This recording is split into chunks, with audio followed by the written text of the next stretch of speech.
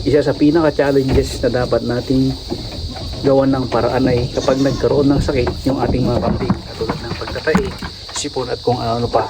So, sa video ito tuturuan ko kayo kung paano gamutin kapag dumating yung point na nagtae yung ating mga kambing.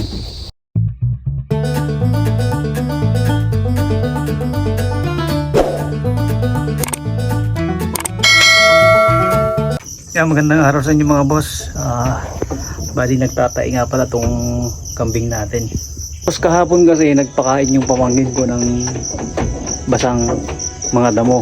Kaya ito siguro yung cause niya, nagtatay na siya. Kaya pala nung pagdating ko rito kanina is itong sahig ng ating kulungan is may mga basang tae. Kasi kapag pinabayaan natin tong pagtatay ng kambing natin, manghihina at saka mawawalan ng gana at mamatay.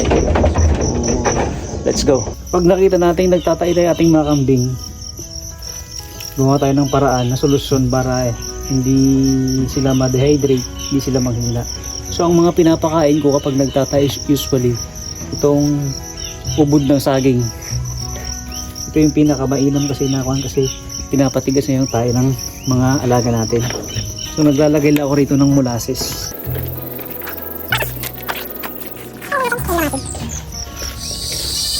Dahilan kung bakit naglalagay ko ng molasses para iba naman yung lasa nung kakainin nila. Medyo matamis kasi ang molasses and isa sa mga probiotics ang molasses. Yun mga boss, maliban nga para dun sa ubod ng saging, pwede rin tayo magpakain ng dahon ng saging, dahon ng langka, dahon ng mangga, madri cacao, madri de agua, at dahon ng milina. Kasi yung mga dahon na yun na nagpapatigas dun sa tae ng ating mga kambing kapag nagtatay. Yung mga boss, kung hindi pa rin gumaling yung ating kambing sa kanyang pagtatay is magtimpla tayo ng Scorex. Ito yung nabibili natin sa mga agri-supply. Timplahin lang natin dito sa may 1.5. Nandito naman yung dosage niya. Ako kasi nilalagay ko na rito sa 1.5 para kapag may nagtae meron na tayong magagamit. Tulugin lang natin tapos ipainom natin sa kanila to umaga, tanghali sa kahapon within 3 to 5 days. Ang ginagawa ko, nilalahok ko dun sa kanilang mga pagkain or pinapainom ko or sinusumpak ko dun sa kanilang mga bibig 3 times a day.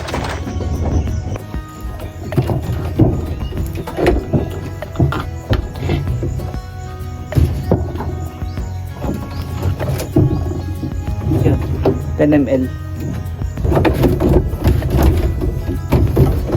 Advice ko nga pala mga boss sa pagpapainom pala ng Scorex sa ating mga nagtataing kambing, mas mainam na may kasama kayo. Pero kapag kaya nyo naman mag-isa, okay lang. Ganito yung gawin nyo. Ipitin nyo yung ulo niya tapos isumpak nyo na yung Scorex na gamot natin.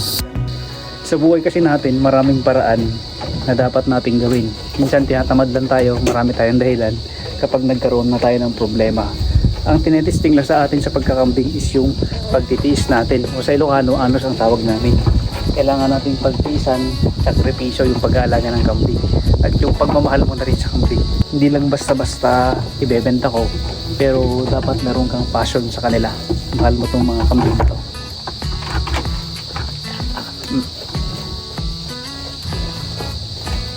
Day 2. Mga boss, bali ito pala yung nagtataing kambing natin kahapon, and as of now okay naman na siya. And kumakain na ng madami kahapon kasi matamlay tapos talagang nagtatay.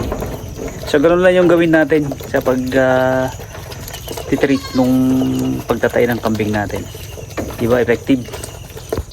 So hanggang doon lang yung video natin, naway nakatulong sa inyo at nakapagbigay ng konting kaalaman kung paano ba natin i-treat o pangalagaan ang ating mga alagang kambing.